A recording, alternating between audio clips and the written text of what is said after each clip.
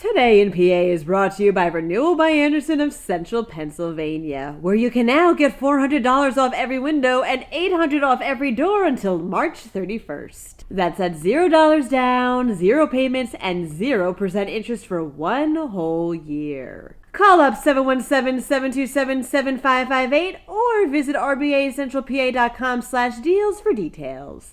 Victims of voter intimidation could get the right to sue. Meanwhile, Dollar Tree Inc. is closing down a number of Family Dollar stores. PennDOT wants to know how they did this winter. Lastly, a mind-bobbling case is resolved. I'm Claudia Dimuro, and you're listening to Today in PA.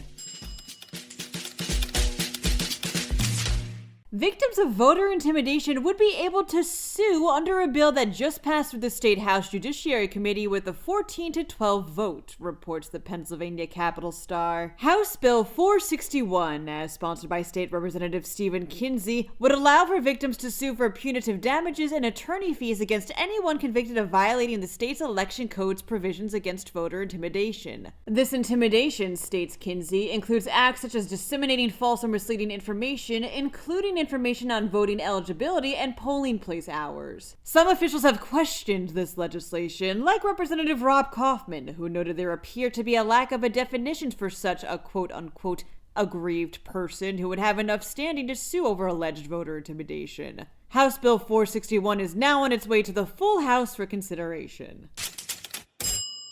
Dollar Tree Inc. announced this month that it's closing about 1,000 underperforming Family Dollar stores across the nation, reports PennLive. 6 of them are in Philadelphia. 62 people are estimated to be laid off as the result of these stores closing in the city, although the company did note that they, quote, will attempt to offer positions at nearby stores to employees of the closing stores who express interest in new positions. To see exactly where these stores are, click on the related podcast link.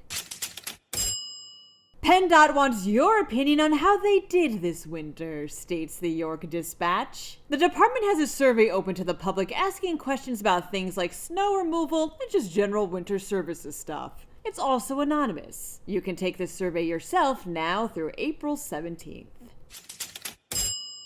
It's a mind-bobbling case, says Pittsburgh's Action News 4. Bobbleheads of former Pittsburgh Penguins player Jaromir Jagr were supposed to be part of a promotional giveaway last month, but were stolen after the shipment arrived in California. All 19,000 of them. But this story has a happy ending. The Penguins confirmed Monday that a, quote, special cargo recovery team negotiated the return, unquote, of the bobbleheads, which are now safely in Pittsburgh. There's no information on the thieves behind the bobble heist, but fans with vouchers for the bobbleheads now have the opportunity to redeem them next month.